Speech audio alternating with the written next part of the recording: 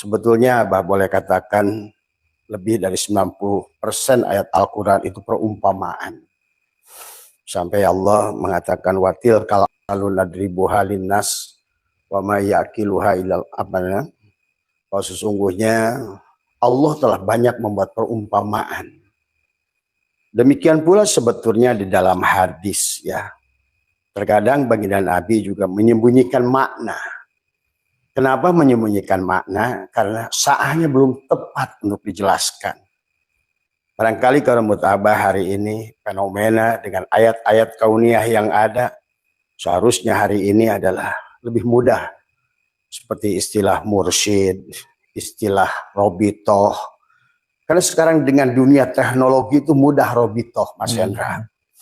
Dengan tethering aja, tethering itu robitoh sebetulnya. Bagaimana kita bisa connect, Allah sedang menjelaskan kepada kita lewat teknologi. Demikian pula dengan Sherlock misalnya.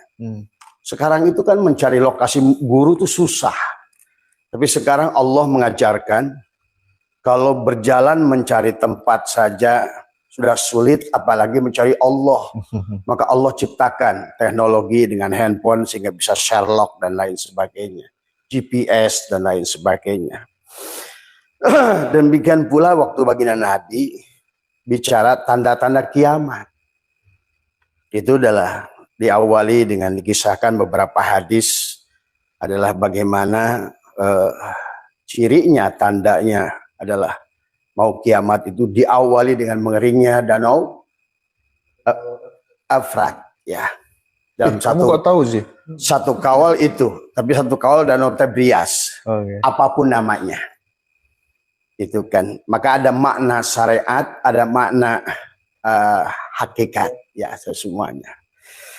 Tetapi kemudian kata Nabi setelah mengeringnya danau Tebrias, kemudian datanglah Ya'juj wa Ma'juj dari semua. Setelahnya datang Ya'juj wa Ma'juj, maka datanglah Dajjal. Setelah datang Dajjal, datanglah Imam Mahdi. Setelah datang Imam Mahdi, datanglah Isa. Setelah itu terjadilah kiamat. Sebenarnya kalau dimaknai lebih dalam, manusia ini sebetulnya adalah kehilangan kesadaran, Mas Hendra. Maka yang diawali oleh dibangun pada saat manusia kehilangan kesadaran, seperti mengeringnya danau Efrat tadi, adalah mengeringnya kesadaran pada manusia. Karena pada dasarnya kata baginda Nabi, an-nasu niyamun wa idamatu intabahu. Manusia itu pada saat lahir di alam dunia ini sebetulnya adalah kesadarannya cuma 12%. Sekarang oleh dunia hipnoterapi diketahui manusia pada saat lahir itu, Mas Hendra, kesadarannya hanya 12%. Berarti 88% manusia itu tertidur. Maka penggambaran orang-orang yang tidur massal, amnesia massal, maka kenapa dalam Al-Quran dikisahkan tentang bagaimana manusia itu harus dzikir. Dzikir itu kan lawannya dari sadar. Sadar itu kan eling. Dan dzikir itu eling sebetulnya. Berarti enggak dzikir itu tidak eling. Maka kenapa Allah melarang sholat pun dalam keadaan mabuk. Nah, mengeringnya danau Tebrias ini hilangnya kesadaran manusia. Sehingga manusia tidak mampu membaca ayat-ayat Allah tadi. Bahkan firman-firman sabda baginda Nabi tentang cirinya ada kiamat itu diawali dengan mengeringnya danau Tebrias itu atau danau Efrat itu adalah mengeringnya kesadaran manusia sebetulnya. Karena manusia dalam keadaan tidur. Jadi mungkin Abah sedikit prolog ke belakang dulu Mas Hendra ya sebelum menjawab itu supaya orang tuh paham. Apa itu Dajjal, apa itu Imam Mahdi, apa itu Isa turun. Jadi apakah Isa benar mau turun? Tidak. Tidak. Tetapi adalah kesadaran Isa yang akan turun. Jadi pada saat manusia diciptakan, Mas Hendra, sesungguhnya kita kan dibagi dua. Ada dohir, ada batin. Manusia itu bukan jasad. Yang disebut fitrah manusia itu ruh yang ditiupkan. Kita ini 100% sadar. Maka manusia itu pada saat dia mati, nanti kesadarannya baru bangun. Itu baginda Nabi. An-nasu niyamun wa idamatu intabahu. Manusia itu pada dasarnya adalah tidur, tapi ketika mati dia bangun. Maka disinilah sebetulnya Nabi sedang bercerita tentang bagaimana mengkiamatkan diri, menjadi kebangkitan, kesuksesan, kebagusan, kemenangan. Ini karena pada saat manusia itu dalam alam arwah, Mas Razi, sesungguhnya kita itu sadar penuh dengan Allah, kenal dengan Allah. Maka ada orang yang bertanya ke Abah, kenapa sekarang Abah buka ilmu ma'rifat? Kan orang itu pemahamannya adalah beda-beda. Sebenarnya kata Abah, semua manusia itu udah kenal Allah dari alam arwahnya. Cuma karena tadi mengeringnya Danau Tebrias tadi, hilangnya kesadaran manusia. Karena kenapa? Berpindah. Yang tadinya kita adalah makhluk batin di alam arwah 100% sadar. Ditanya oleh Allah, alastu birabbikum, kita menjawab qalu bala syahidna. Tapi pada saat ditiupkan ruh, kan kita dibagi dua, ruh ditiupkan, kalau jasad diciptakan. Tadi makanya fal yamduril insanu mimma khuliqa mimma indafik yahruju min baini sulbi wa taraib. Itu kan Allah berkisah tentang bagaimana dua tadi dicampurkan oleh Allah. Walaqad khalaqnal insana min nutfatin amsaj, dicampurkan. Nah, itu untuk casing dari nutfah, nuktah, alaqah, mudghah. 120 hari. Ditiupkanlah tadi si ruh yang penuh sadar tadi. Yang nanti akan harus kiamat lagi. Tadi semua. Ditiupkan ruh. Faida sawaituhu wa nafakhtu fihi min ruhi faqa'u lahu sajidin. Tiupkanlah ruh masuk ke dalam tubuh. Maka ruh di hari pertama aja sudah mengingatkan si jasad, Mas Roji. Di hari pertama dimasukkan, ditiupkan itu. Karena dari awal pun ruh itu sadar, 100% sadar siapa dirinya. Begitu masuk ke jasad, ruh selama dalam perjalanan si bayi lahir nanti, selama 9 bulan itu, dia dibangkitkan. Maka ruh itu hari pertama ditiupkan, dia berzikir Allah, Allah, Allah. Kalau Abah suka menyontohkan SIM card itu mau dimasukkan ke HP, celep masuk Telkomsel, nyadarkan bahwa sesungguhnya, hei kamu HP bukan milikmu itu sebenarnya. Kemudian 7 hari dia bilang apa? Hak, hak, hak. Allah lah yang hak. 40 hari dia bilang subhanallah, subhanallah. 3 bulan Allahu Akbar, Allahu Akbar. 7 bulan, 3 bulan alhamdulillah, alhamdulillah. Jadi ucapan habis sholat itu subhanallah, alhamdulillah, itu tuh proses datangnya kita sebetulnya. Maka pada saat tubuh ini sempurna di 7 bulan, dia bilang Allahu Akbar, Allahu Akbar. 8 bulan dia suruh lagi berzikir oleh Allah. Zikir yang terakhir Nabi isbat la ilaha illallah. Begitu masuk ke 9 bulan, maka dia terlahirlah. Dia masih berzikir huwa, oa, kan itu. Oa. Sebenarnya huwa, aku Allah, dia Allah, dia Allah, dia Allah, dia Allah, begitu. Tapi kemudian 7 bulan setelah dia mendapatkan susu ibu, maka dia mulailah berkontaminasi dengan alam dunia. Dia mulailah hawa dari narun, hawaun, maun, turabun. Dari unsur api, unsur angin, unsur tanah, unsur air. Dari susu ibu tadi. Masuklah nafsu. Terdidiklah dia nafsu. Pada saat naik nafsunya 5%, maka kesadarannya berkurang 5%. Naik nafsunya 10%, kesadarannya berkurang 10%. Sampailah manusia itu sekarang an-nasu niyamun. Manusia itu tertidur. Maka manusia itu sebetulnya banyak terhipnosis oleh keluarganya, oleh dirinya, oleh siapapun. Dengan perkataan yang diulang-ulang, maka karena dia dalam keadaan bawah sadar. Saya dulu pernah, saya kata Abah juga, diuji oleh seorang siapa yang paling hebat itu, Tommy Rafael. Gitu, Romi ya. Romi. Dulu waktu di Jakarta, saya bilang, 1 miliar saya kasih. Bisa nggak hipnosis saya? Nggak bisa. Inilah pada saat kita ini sadar, nggak ada yang bisa mempengaruhi kita, Mas Hendra. Pada saat ikan itu di laut dan dia hidup, garam nggak masuk. Tapi pada saat dia mati, maka jadilah dia Jamal asin, peda asin, masuk tuh garam tuh, barang tuh, judi online masuk. Tadi apa namanya lagi yang apa Gus yang suka dimain-main itu slot masuk. Tadi togel masuk. Itulah yang terjadi hari ini. Nah, Nabi itu bicara tentang kiamat tadi adalah manusia bicara kehilangan kesadaran karena berubahnya dari kesadaran ruh ke kesadaran jasad. Sebetulnya di situ. Itu juga nanti adalah konsep kepada kita bagaimana kita adalah STS, sadar, tenang, senang. Kalau nggak sadar dulu, mau disuruh apa orang nggak sadar.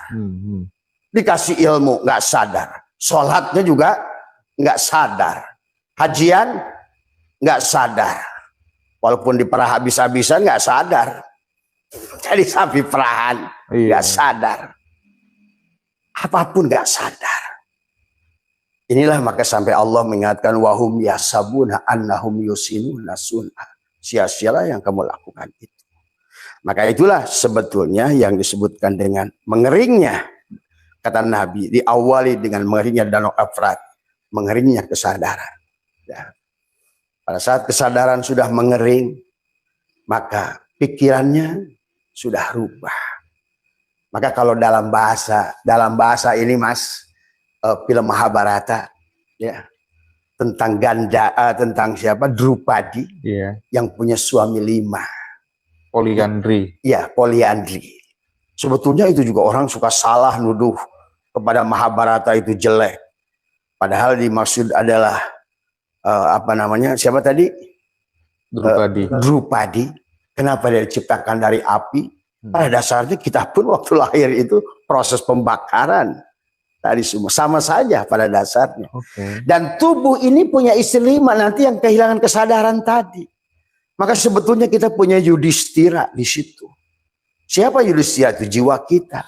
Siapa Bima itu? Energi hidup kita. Siapa Arjuna itu? Pikir. Nah, mengeringnya Arjuna ini. Maka kenapa panahnya melesat terus? Gagal terus. Karena sudah hilang kesadaran. Itulah maksud Nabi adalah hilangnya kesadaran akan mendatangkan Ya'juj wa Ma'juj. Maka di pikirannya dualitas. Nah, walaupun di dalam dualitas ada Nakula dan Sadewa. Artinya bagi Nakula, bagi Drupadi, bagi tubuh, ya terserah. Mau baik, mau buruk, tetap dilakukan oleh tubuh itu. Nah, inilah mengeringnya. Itulah yang disebut Ya'juj wa Ma'juj, itu sama dengan perlambang Nakula Sadewa. Dualitas. Kita hidup di alam dunia ini. Maka bagi orang yang tidak paham, tidak akan mengerti sorga di sini, neraka di sini. Karena satu, sebenarnya kalau 2 disebutkan Mas Hendra, sebetulnya itu 1. Surga di sini, neraka di sini. Dunia di sini, akhirat di sini. Hidup di sini, mati di sini. Senang di sini, susah di sini. Malam di sini, siang di sini. Artinya segala yang 2 itu sebenarnya 1. Itulah hakikat Nakula Sadewa pada tubuh kita. Maka itulah pada saat mengering Ya'juj wa Ma'juj, manusia akhirnya memiliki menjadi mata 1. Hanya senang kepada apa yang menurut dia baik. Dan dia benci kepada yang menurut dia buruk. Padahal disinilah manusia selama masih dualitas tidak akan bahagia. Manusia. Kalau dia hanya memilih untung, maka dia menderita pada saat rugi. Itulah surga dan neraka.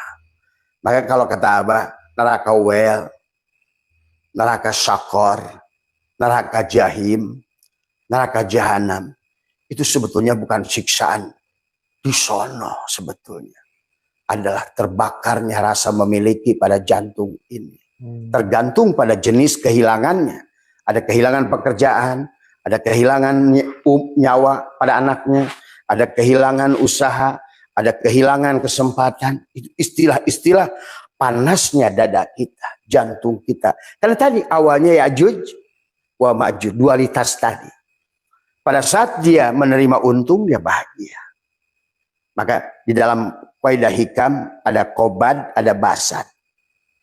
Ada dimudahkan, ada disempitkan. Sebetulnya bagi kita seharusnya mengerti. Allah tidak menghendaki kamu kemudahan. Ya.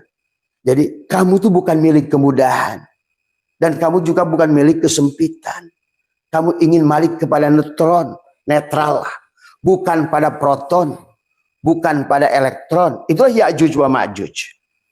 Jadi Ya'juj wa Ma'juj elektron dan proton. Maka orang pada proton, sepositif apapun ada positron, ada positif yang negatif, ada negatif yang positif. Maka bukan menjadi Arjuna kah atau bukan menjadi Kurawa. Kalau Kurawa itu mainnya baik, gitu. Kalau Rahwana itu mainnya baik, dan kalau ditanya, "Man Rabbuka, siapa Tuhanmu?" Dalang. "Man imamuka?" Dalang. "Siapa yang bicara?" Dalang. "Siapa yang membuatmu buruk?" Dalang. Kata dalang, di kisah wayang nanti aku akan jadikan kamu Arjuna. Tapi Arjuna kalau ditanya, "Siapa yang buat kamu gagah?" Saya. "Siapa yang hebat memanah?" Saya. "Siapa yang jago?" Saya. Dipastikan oleh dalang si Arjuna akan berperan menjadi Rahwana. Inilah kehidupan yang diulang itu, Mas. Bisa sa'adah, syaqawah. Bisa bahagia, bisa celaka. Akibat tadi Ya'juj wa Ma'juj. Berpikir selalu menolak. Itulah Allah mudahkan, Allah susahkan. Kamu bukan milik kemudahan, kata Allah, tapi juga pada saat Mas Roji dimudahkan. Mudah. Jalan turun. Duit mudah, badan sehat, anak baik, keluarga baik. Tapi nggak sadar. Ditutup, masuk mulai kesempitan. Sempit, hutang banyak, masalah ada, anak sakit. Begitu sudah mulai turun, diangkat lagi. Karena kamu bukan milik kesempitan, dan kamu juga bukan milik kelapangan, tapi kamu adalah milik aku, kata Allah itu. Maka sebetulnya Ya'juj wa Ma'juj ini harus dipandang bukan sebagai musuh. Maka dualitas itu kalau kata Abah nanti adalah ada menyatukan dualitas. Tadi semua menyatukan di dada di sini. Maka Abah ada jawaban amaliyah di sini, amaliyah di dada, amaliyah di atas. Adalah untuk menghilangkan dualitas tadi. Supaya kita indah. Ke kiri dan ke kanan pun indah. Melampaui dualitas. Melampaui dualitas. Begitu kita, nah inilah yang Abah lakukan. Begitu Abah menerima dualitas itu, ternyata disitulah keindahan. Kalau tidak, akan masuk pada Dajjal. Disitulah kita akan menjadi hakim, menjadi jaksa. Bahkan di dalam rumah pun menghakimi istri sendiri, menghakimi anak sendiri, menghakimi tetangga sendiri. Jadi jaksa pada siapapun, salah. Karena yang kamu anggap benar adalah benar menurut kamu yang sifatnya subjektif. Akhirnya jadi Dajjal. Jadi indikator bahwa seseorang itu udah bisa melampaui dualitas adalah ketika dia atau mereka sudah bisa menerima baik itu kejadian yang baik, yang buruk, semuanya udah bisa diterima bisa gitu ya, diterima. Pak ya. Dan itulah proses belajar.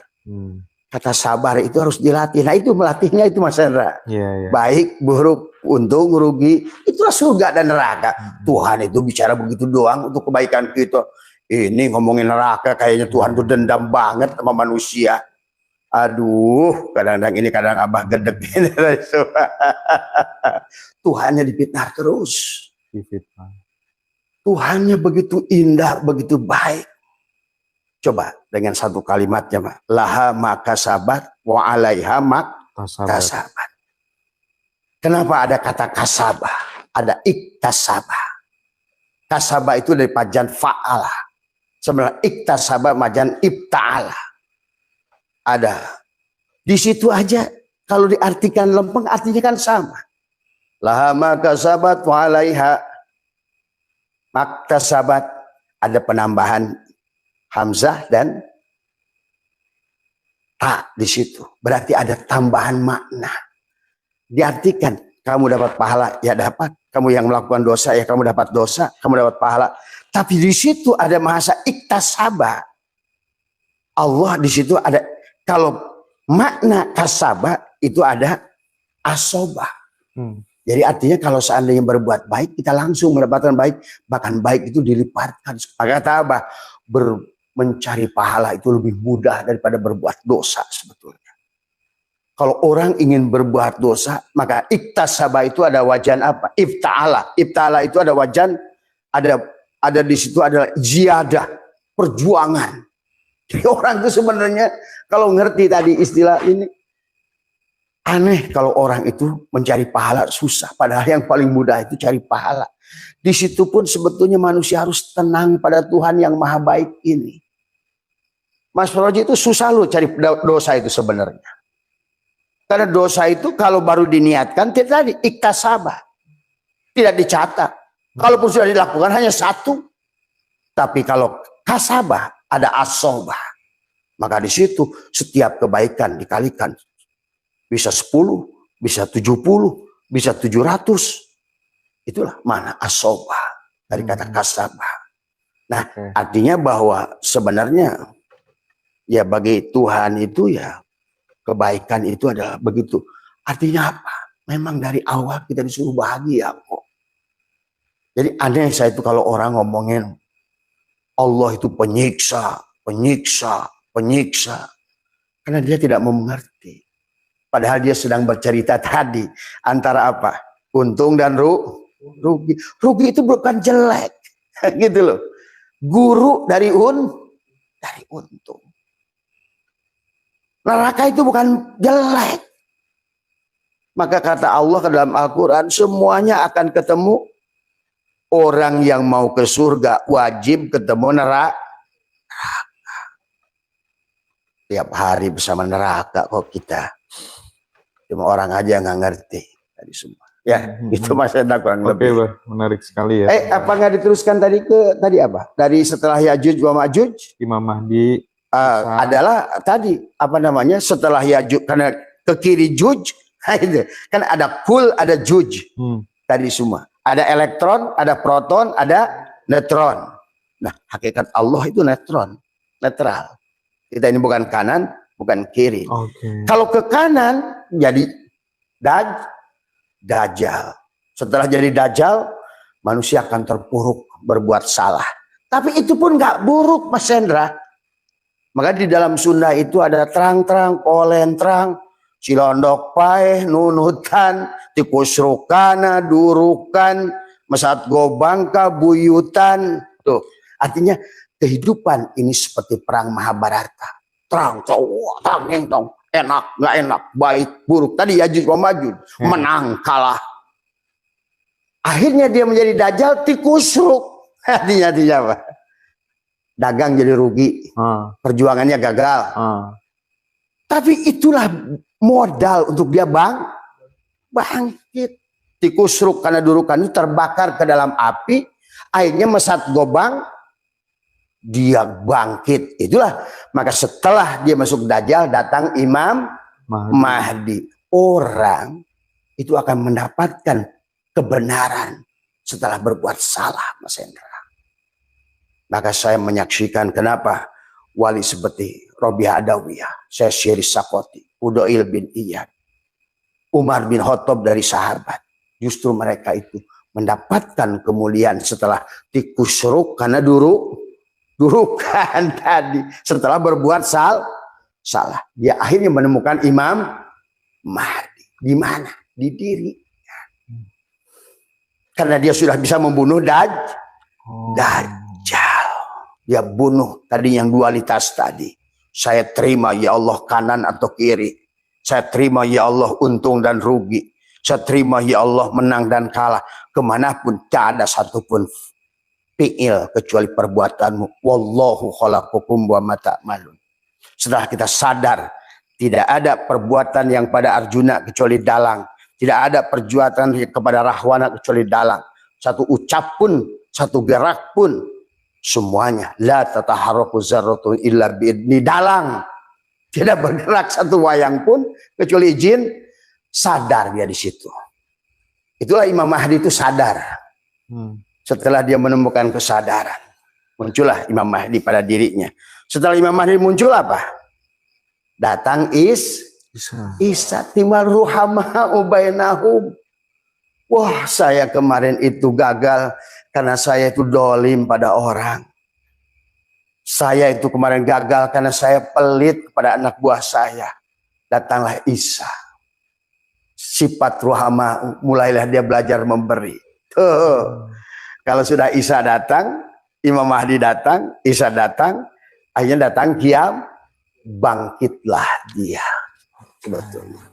Setelah dikusuk dalam kejatuhan, ke dalam neraka, dia bangkit untuk naik ke dalam sorga. Maka di Jawa Barat saya bilang ada kisah Kabayan. Kabayan itu kalau ketemu tanjakan dia, nah itu Kabayan yang sudah sadar tuh. Kalau Kabayan ketemu tanjakan, dia malah ketawa. Seharusnya Mas Hendra, kita ini kalau menemukan kesulitan harusnya tersenyum. Coba lihat surat Al-Insyirah. Kenapa dalam surat Al-Insyirah itu dari alam nasroh laka sodro. Alam itu dalam bahasa orang ngaji adalah istifham. Artinya Allah menggunakan kalimat bertanya untuk pernyataan. Kenapa Allah menggunakan kalimat bertanya untuk pernyataan? Karena Allah ingin menjelaskan. Fa inna ma'al usri usron, inna ma'al. Di situ ada kata yusrun, ada kata usrun. Ada kata mudah, ada kata susah. Allah menggunakan dua isim ma'rifat pada kata fa inna ma'al, udah fa, udah menggunakan kata inna, udah menggunakan kata ma'a, artinya itu kata Allah. Maka kata saya itu kalau baca Quran, ya Allah, nangis Mas Hendra. Kan begitu sayangnya Allah kayak tadi. Laha makasabat wa ilaha maktasabat. Hanya gara satu kasabah, yang satu iktasabah. Kalau urusan dosa, Allah kalau belum dilakukan nggak dia apa-apa. Tapi pada suatu dilakukan dikasih satu. Inilah di sini sebetulnya kalau orang sudah mengerti, sadar, bangkit dari kesadaran betapa sayangnya Allah, maka hilanglah. Maka pantas Allah inna auliya Allah la khaufun alaihim wa lahum yahzanun. Tidak lagi takut. Bahkan betapa rindunya pada Allah, bukan semua. Ya. Jadi itu kalau menurut Abah, jadi sesungguhnya segala kisah Al-Quran itu yang kelihatannya serem, nggak serem. Tadi semua hanya untuk menunjukkan kata Allah, lihat pada sifatku mana yang lebih banyak. Coba lihat dalam Asmaul Husna, apakah nama yang buruknya lebih, nama baiknya lebih banyak apa nama buruknya lebih banyak? Yang nama baiknya lebih banyak. Nama baiknya dari 99 hanya 3 saja. Itu pun kendaraan bagi orang-orang yang mau make. Iblis, jin, tadi apa? Al-Mudilu, Ad-Doru, Al-Muntakimu, membalas, memukul. Ad-Doru, memberikan darurat. Hanya itu saja. Dan itu pun Allah akan Ad-Doru, darurat itu bukan untuk menyusahkan. Untuk menahan si makhluk. Tadi semua. Supaya tidak melampaui batas. Maka disitulah. Kenapa saya lihat Tesla menggunakan kunci dunia itu 6, 369, 99, songo, alias Asmaul Husna itu 99. Di situ pun kita udah flying. Sungguh sayang Allah pada kita. Coba dengan setiap huruf Al-Quran itu dalam bab dosa tadi, fa inna ma'al usri yusran, inna ma'al usri, 2 isi ma'rifat ketemu 2 isi 1 isi ma'rifat, itu satu masalah tapi solusinya 2. Setiap Mas Roji punya masalah, dia Allah sedang menyiapkan 2 keuntungan sebetulnya. Cuma manusia nggak mengerti. Maka dalam hadis kursi kata Allah, aku tunggu engkau dalam musibahmu. Aku tunggu engkau. Jadi Allah itu selalu hadir dalam setiap musibah. musibah. Aku menunggumu di penghujung musibah itu. Cuma terkadang manusia malah menolak musibah. Cabutlah ya Allah masalahku. Coba. Kalau misalnya teman-teman tuh dihadapkan pada situasi dan kondisi yang tidak ideal, atau tidak sesuai dengan harapan, atau dianggap itu sebagai sesuatu yang buruk terjadi dalam dirinya. Cara melampauinya, cara memeluknya, supaya kemudian tetap neutron, tetap netral, itu bagaimana, Mbah? Ya, sebetulnya kalau Abah sudah punya amalia semuanya. Tadi STS itu sadar, dan ternyata bagaimana sih sadar? Kan tadi mengerinya Danau Efrat itu karena tidak sadar. Maka kita bangkitkan kesadaran. Bagaimana bangkitan bangun dari tidur? Maka Abah selalu menekuk lidah ke atas, merapatkan gigi, menahan nafas, menyatukan antara kaf, ha, ya, ain dengan dada, sod. Maka disitulah sebetulnya kita netralkan dari semua. Bisa nanti kita isi kata-kata, Sendra. Maka yang biasa Abah lakukan adalah, biasanya kalau masalah itu muncul, yang pertama harus dilakukan adalah kita harus membebaskan kita dari penyakit kulit.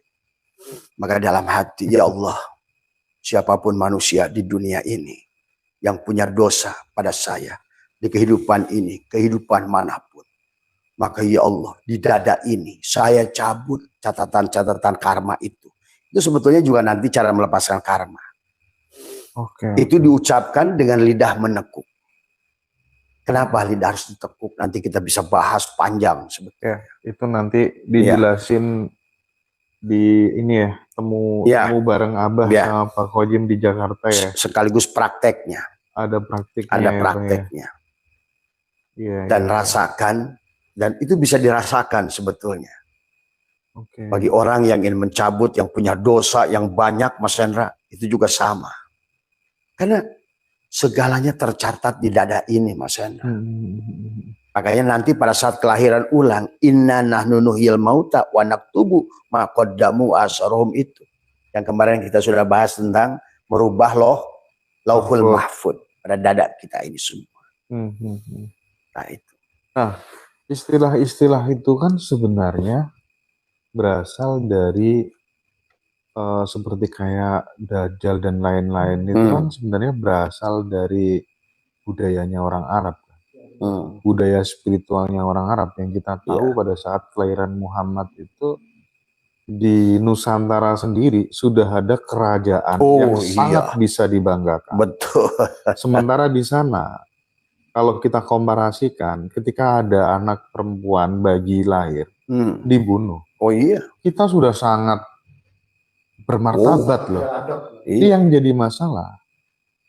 Sekarang justru kita menjelek-jelekan budaya kita sendiri. Yang sana diagung-agungkan. Itu dia. Satu. Yang kedua, ada sebuah istilah katanya, dan tidaklah diturunkan Nabi itu berdasarkan bahasa kaumnya gitu. Pertanyaannya, ini nabinya siapa? Nabinya kita atau nabinya yang pakai bahasa itu? Bagaimana pelan-pelan untuk kemudian mencerahkan teman-teman terkait dengan ini biar nggak bingung gitu, Pak? Iya, inilah sebetulnya. Kenapa jadi pelan ngomongnya, Bang? Mas Chandranya pelan, saya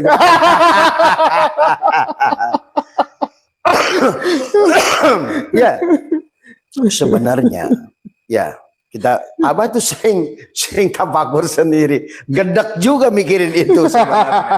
Kata Abah kurang ngajar ini dari semua.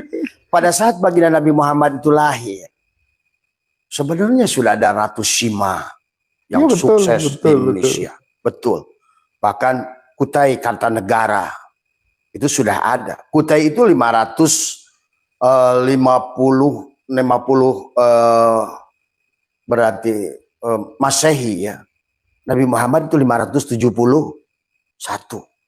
Kutai 550 sudah ada. Kalingga, Ratu Sima sudah sukses, gagah di sini itu.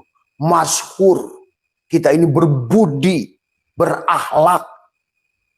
Tapi muncullah ya tadi budaya yang dajjal, jahiliyah, yang membunuh, yang pada saat itu Abu Jahal istrinya 200, Abu Sofyan 200 perempuan. Ya? Iya. Kan sebetulnya ada surat Pankihu Matoba Masna Wasulasa itu pengurangan itu Mas Hendra. Ya itu tadilah. Standar minimal. Standar minimal. Sebetulnya betul-betul bahwa kita ini diimpor. Oke. Kita ini diimpor.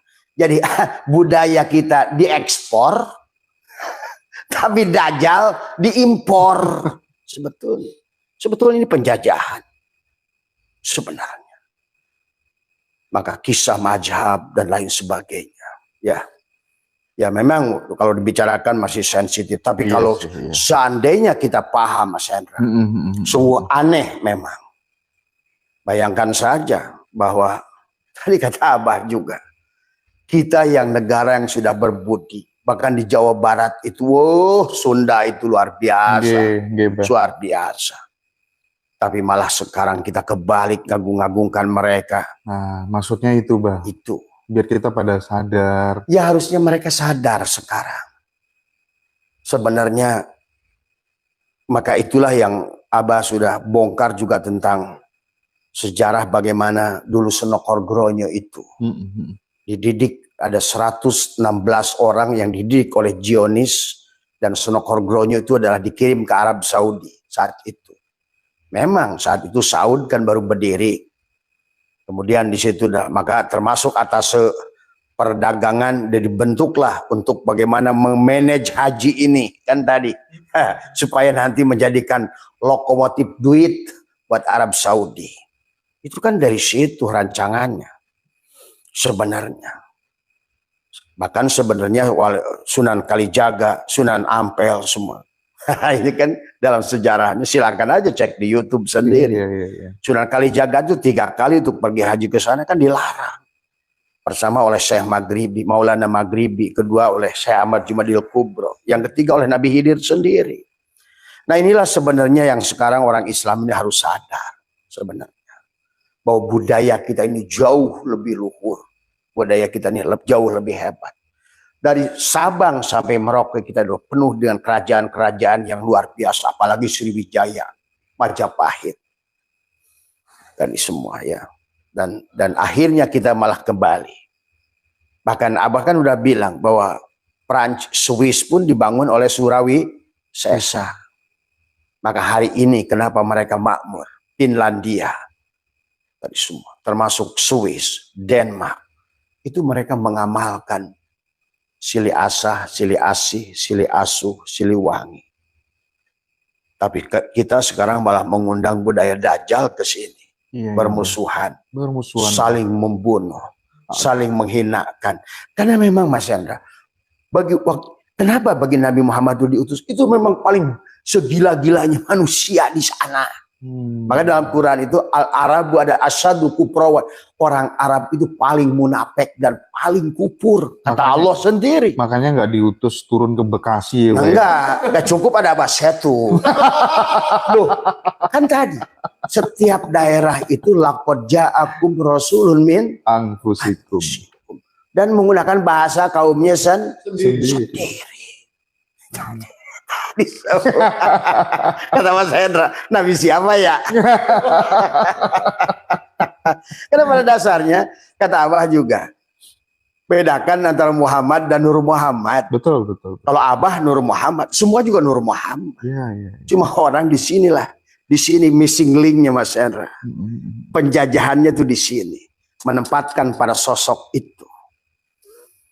Pada saat ditempatkan pada sosok itu, berantemlah agama itu. Betul. Maka Jalan Rubin berkatakan, lihat dalam kitab Fihi Mafihi, saya bukan Islam, saya bukan Kristen, aku bukan Islam, aku bukan Kristen, aku bukan Hindu, aku bukan Buddha, Aku bukan apapun.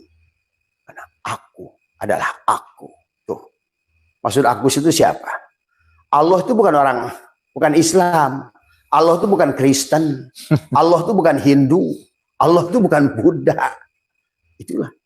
Maka sekarang kita harus kembali kepada kesadaran tauhid wahadah yuwahidu tauhidan. Kembalikan pada agama innama ilahukum ilahu wahid yang dibawa oleh Muhammad. Semua. Yang sangat miris itu ketika Abah tadi ngomong kita ini berantem terus gitu. Terlebih kalau misalnya mau pemilu, Bang. Perselingkuhan antara politisi dengan pesantren itu kental banget. Aduh. Seolah-olah pesantren itu hanya dijadikan sebagai perlombaan untuk membangun grassroots sebanyak-banyaknya. Dan ini kan makin terlihat. Ya, dan memang sebenarnya kan 3 agama ini digunakan oleh elit global hanya untuk itu, politik. Makanya maaf ya, Epstein, Jeffrey Epstein kemarin, ya, itu kan sebetulnya dia termasuk kelompok adalah kalau dirunut, inilah yang saya bilang reinkarnasi itu nyata. Saya melihat Epstein itu adalah kalau zaman Nabi Musa itu bukan zaman Nabi Musa itu Samiri. Jadi intinya manusia itu, iblis itu akan memiliki cangkang juga itu Mas Andra. Reinkarnasi. Dan dia pada saat Mesir jadi Farao. Terus dia. Dan itulah juga termasuk orang yang dia, makanya kenapa dia lihat di dalam filenya itu ada Donald Trump. Semua pengusaha terkenal. Ada pemimpin-pemimpin dunia. Elit global lah yang menguasai dunia, menguasai agama, supaya manusia dijajah. Raja Arab pun ada. Jelas lah Raja Arab memang Yahudi. Dijadikan buat ini karpet. Ya memang tidak apa-apa sih sebenarnya karena memang itu juga. Kalau bagi apa? Ada itu. Tadi. Apalagi sekarang kawan kiswah dipotong-potong dijadikan jimat. Tadi semua benar juga sih. Itu semua. Manusia ini sekarang ini udah hurafatnya udah aneh-aneh saja memang. Tadi semua. Itulah yang dibangun untuk kesyirikan sebetulnya semua. Jadi memang miris Mas Hendra. Maka ini mudah-mudahan kita istilah sabdo palon menagih janji ini adalah merupakan kebangkitan kembali adalah budi tadi, kasih sayang. Sebagaimana dulu yang dimiliki oleh Nusantara ini. Sehingga Sriwijaya, Majapahit itu melanglang buana ke sini. Sebelum datangnya Kubelaikan, Jengiskan yang menyerang kita tadi semua. Itu pun terjadi kenapa? Karena tadi siapa itu Raden Wijaya kan tadi pernah nipu mereka. inilah manusia selalu think tank. What you do, what you get. Apapun yang kau lakukan akan mendapatkan balasan berikutnya. Nah ini terjadi penjajahan. Sopo sing nandur bakal ngunduh. Nah itu. What you do, what you get. Itu kalau dulu tuh kan sejak tahun berapa ya 84 tuh jilbab itu masih dilarang kali ya di Nusantara ini. Waktu zamannya Profesor Dr. Nugroho Noto Susanto gitu. Tapi setelah itu diganti orang Arab, booming, pakai jilbab semuanya. Pertanyaannya, karena Abah termasuk paham tentang tafsir Quran gitu. Emang yang diperintahkan di Quran tuh emang harus gimana? Pakai jilbab tuh ada perintahnya di Al-Quran atau gimana sebenarnya? Esensinya gitu. Sebenarnya kalau seandainya tadi Al-Quran itu Mas Hendra, kata Abah juga. Kalau dilihat dengan mata dohir, yang terlihat itu adalah dunia, fikih gitu. Cangkang. Tapi kalau lihat dengan hati, sebetulnya esensi jilbab itu sudah keluar. bukan lagi adalah yang harus ditutupi itu kepala tadi semua. Maka tadi Al-Quran dilihat dengan mata, fikih, harus tutup gitu kan tadi. Tapi kan sekarang jilbab, makanya ada lagu jilbab, jilbab gitu kan. Tapi ya itu. Jadi sekarang ini orang lebih kepada aksesoris jilbab itu.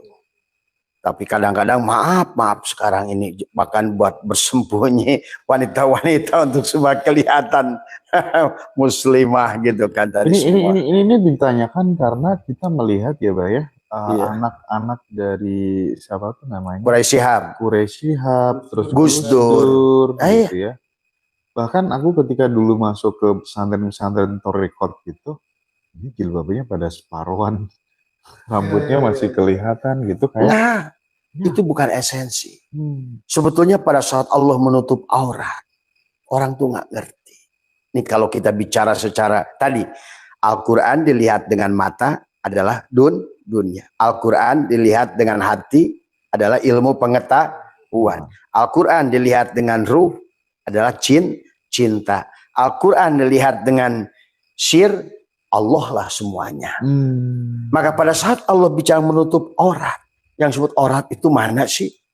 Kalau dari 4 lapis tadi, kan melihat itu dengan ro'a dengan mata dohir, nadoro dengan hati, basiroh dengan mata hati, absor dengan penglihatan sir.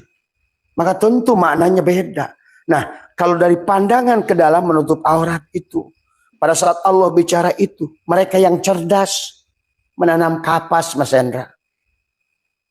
Setelah itu ketemukanlah sama Arkwright mesin pemintal. Setelah itu menciptakanlah kain. Akhirnya tertutuplah aurat manusia sedunia. Sebetulnya lebih dalam Al-Quran itu jadi selalu memiliki makna yang dalam tadi semua. Jadi kalau menurut Abah bukan esensi menutup rambut di sini. Maka bagi Abah juga keluarga kakek saya tuh ulama semua. Coba lihat silsilah saya di bawah Kiai Haji. Ini aja bukan Kiai Haji. Karena saya tidak mau dipanggil Kiai. Karena Kiai itu kebo. Gitu kan. Kiai Slamet ya, Pak. Kiai Slamet. Kiai Langgeng. Mau saja disebut bedug. Kulit kia dalam kai alias bedug. Makanya sekarang banyak kiai hanya imannya pada bedug saja. Bedug masjid, pulang dari masjid, aduh. Tapi sekarang memang eranya kiai tanpa sorban, raja tanpa mahkota. Iya. Jadi menutup aurat itu sebetulnya Allah berkisah tentang itu adalah bagaimana kita bisa, karena Allah itu super cerdas gitu kan tadi. Jadi maknanya itu begitu dalam. Oke. Ya. Ini tentang konsep ini Bah sekarang. Karena nanti salah satunya kan kita ada Mi'raj kesadaran di Jakarta itu kan salah satunya membahas dasar-dasar fana unbillah. Fana itu maksudnya gimana sih Bah? Yang disebut fana itu kan sebenarnya diri kita kan tadi. Kita ini sekarang ini ada yang diadakan. Wujud karena yang diwujudkan. Hidup yang dihidupkan. Adapun fana atau boleh diartikan fana, ada bilang dekat pada Allah, ada bilang jauh. Kan kalau bisa dekat, jauh itu biasanya berhubungan dengan jarak. Nah, dengan Allah itu fana itu adalah tadi dekat dengan Allah itu fana. Nah, yang disebut fana itu adalah fananya diri, hilangnya pengakuan diri karena sadar aku ini ada yang diadakan. Maka dalam bahasa Abah selalu aku Allah dalam wujud Muhammad, dalam rupa Adam itu sudah fana. Kalau menyadari itu, sadar sebetulnya aku ada yang diadakan karena adanya Dia yang sudah ada sebelum ada istilah kata ada. Karena kata tidak ada itu tidak ada. Maka yang ada, dialah yang sebenarnya yang ada. Wal awal, wal akhir, wal dohir, wal batin. Awal dia, akhir dia, dohir dia, batin dia. Maka pada saat kesadaran itu ada pada diri, maka kalau Abah biasanya menghilangkan fana, menyaksikan nur afal Allah pada tubuh, apapun yang dilakukan tubuh ini, apakah silat,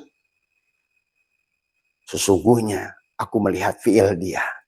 Maka leburkan gerak tubuh ini datang dari gerak hati. Itu belajar fana itu. Menghilangkan dari nur afal Allah ke nur asma Allah, dari nur asma Allah leburkan lagi. Hati bisa merintahkan tubuh ini karena datangnya dari ruh. Ruhlah yang menyuruh hati supaya tubuh ini bergerak. Maka kalau orang yang sadar itu tidak akan merasa sholat. Maka orang suka nanya sama Abah, Abah sholat enggak?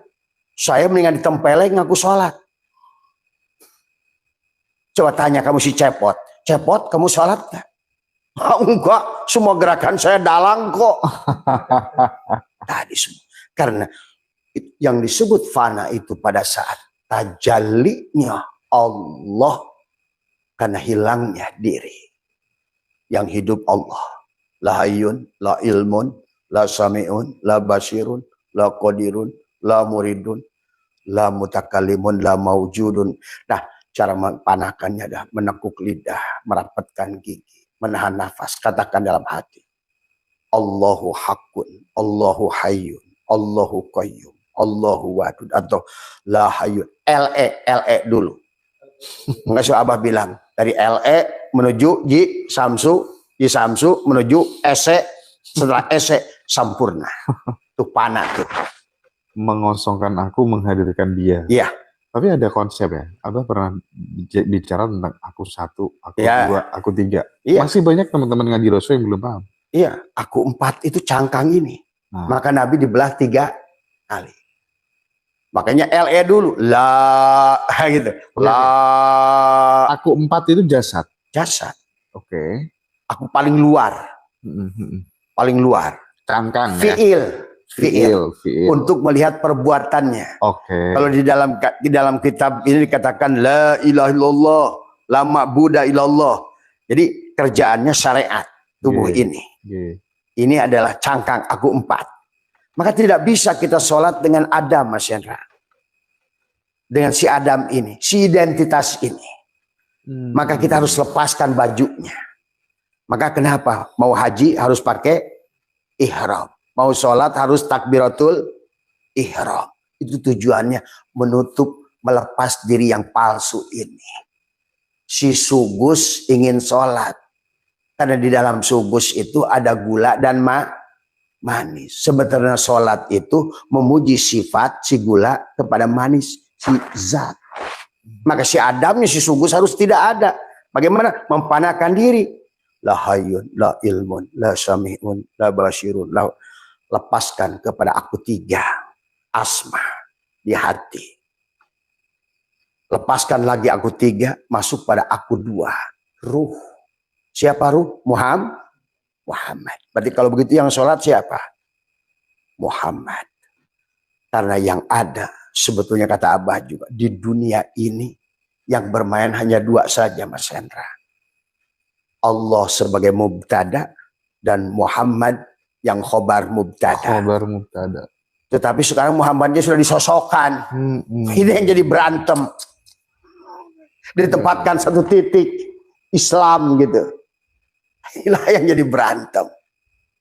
Padahal kalau Muhammadnya, sebagaimana yang kata Allah, maka Muhammadun aba ahadin min rijalikum walakin Rasulullah.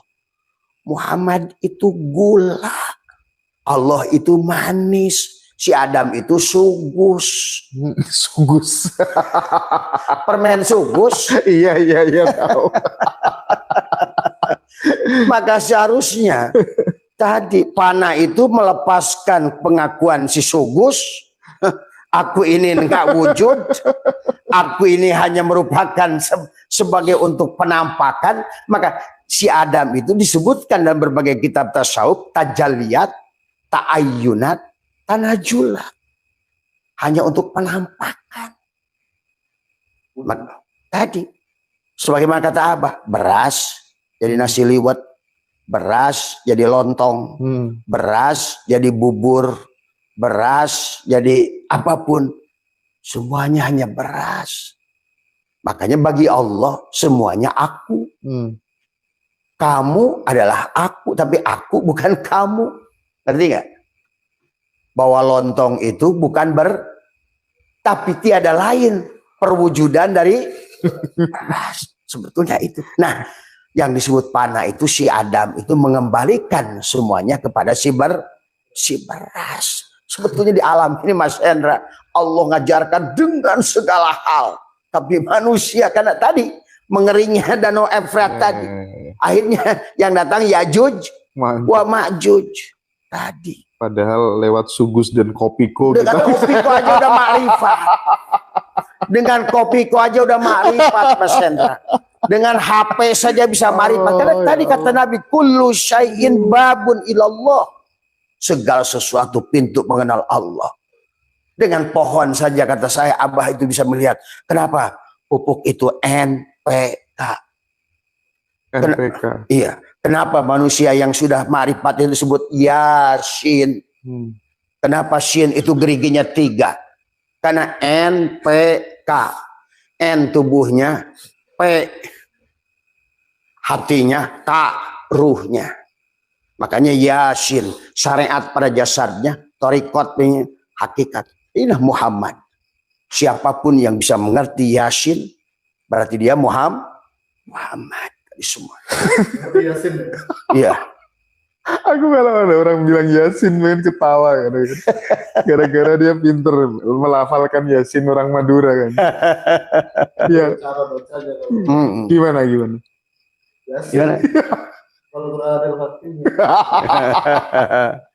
Ya, kurang ajar ya Roji. Aduh. Nah itu sebetulnya dengan semua itu selalu mengajarkan 3 Mas Hendra. Iya, Bang. Selalu mengajarkan 3. Makanya kenapa Al-Maidah itu surat ayat yang orang yang sudah sampai Al-Maidah ayat 3, al-yauma akmaltu lakum din wa atmamtu alaikum nikmati wa raditu lakumul Islam. Itu yang sudah jadi Muhammad. Jadi Yasin. Tadi semua. Berarti dia sudah pantas Yasin. Nah, dia itu sudah wal Qur'anil Hakim. Dia itu sudah jadi Al-Quran yang bijaksana. Al-Quran itu mana sih Mas Hendra sebenarnya? Nih Al-Quran, nih Al-Quran, Al-Quran. Iqra kitabaka kafa binafsika. Tadi. Maka Mas Hendra sudah akan dipanggil oleh Allah. Yasin. Siapapun kamu, mau Adam kek, Yasin. Mau Musa kek, Yasin. Itulah kenapa Musa sampai di Bukit Tursin. Oke. Bukit Tursin itu puncaknya Shin. Tadi semua. Tubuhnya sudah syariat, hatinya sudah torikot, ruhnya sudah hakikat. Diikat di bulan dengan ma'rifah. Jadi bukan asal ungkad-ungkad dan bukan asal haji dan umroh, tapi landasan Islam iman ihsannya di dalam ma'rifatullah di situ. Bah, ini aku pengen tanya, tapi ini aku berharap ini bisa membangkitkan nalar kritis kita semuanya ya, Bah ya. Karena kita bicara soal fakta ya. Jarang sekali loh Bah, iklan di YouTube itu gereja minta sumbangan, biara minta sumbangan. Mas Hendra sih pinter nih. Apa udah ketawa duluan dengarnya. Nah sekarang ini kan di masjid Asyairin semuanya, makanya nyair di pinggir jalan semua. Anak-anak yatim itu dieksplor di iklan YouTube Bah. Betul. Ya kan, ini Al-Quran saya sudah sobek-sobek. Mudah-mudahan kakak donatur yang mendengarkan ini semua itu parah loh. Saya slip itu. Mental dan itu kan kita ini ibaratnya ya manggil Tuhan, sholat 5 waktu segala macem, tapi ngemis terjun itu kan menghancurkan Islam dari dalam. Dan satu ustadz yang terkenal yang menggunakan istilah Al-Quran kasih contoh. Coba kita bisa buat contoh dengan uang 50.000. Kalau Anda berikan ini, maka dia akan dibaca berapa pahala yang didapat. Apa meneh? Ngaji apa meneh? Apa cak? Itu cirinya itu kiai yang belum sadar itu. Coba. Sampai kapan manusia akan bangkit dari kehancuran kalau ngajinya seperti itu? Tadi saya tidak menemukan ayat Al-Quran satupun Allah yang mengatakan suruh baca Quran itu. Tapi Allah suruh membaca ini terus-terusan. Dari awal pun Iqra bismi rabbikal ladzi khalaq khalaqal insana min 'alaq. Iqra wa rabbukal akramul ladzi 'allama bil qalam 'allamal insana. Disuruh baca diri Mas Hendra. Wa fi anfusikum afala tubsirun. Tadi semua. Sanurihim ayatina fil afaq wa fi anfusihim hatta yatabayyan Allah al-haq pada dirimu. Coba. Sampai kata Allah, inna rabbaka atau binas. Kamu itu diliputi oleh aku lu. Tuhanmu meliputi dirimu. Ini bacanya Quran yang tadi sobek-sobek. Suruh ganti. Kata Abah sampai jebleh baca Quran itu. Sampai habis 1000 suhuf eksemplar. Tapi nggak ngerti isinya. Hanya monyet gugulung kelapa. Yang lucu itu anekdotnya tadi. Yang tadi. Coba kalau kita belikan Quran ini. Dihafalkan tadi. Oh iya. Anekdot. Anekdot. Aduh. Dan itu dipakai orang-orang miskin iklannya. Okay. Itulah pemiskinan. Inilah yang harus Islam berubah. Tadi. Maka betul kata Mas Hendra. Saya menyaksikan kalau gereja itu mau dibangun. Asal ada tempat. 2 bulan jadi dia. Oh. Iya sih Pak. Betul. Iya. Tapi kalau kita bangun masjid. Karena orang Islam sendiri nggak percaya kepada panitia masjid itu. Iya bener. Coba lihat ke Pantura itu. Setiap 100 meter ada drum. Setiap 1/2 kilo ada drum. Sama serokan. Makanya saya bilang tadi, Masjid Asyairin nyair. Orang nyair ikan. Ini kan, ya Allah. Disinilah Mas Hendra. Mental. Tentang mental, kesadaran. Sebetulnya, inilah yang Abah sedih tentang Nusantara ini. Kita kehilangan budi, kehilangan akhlak, kehilangan adab, kehilangan mental, kehilangan keyakinan. Hidup dengan dogma yang tidak jelas.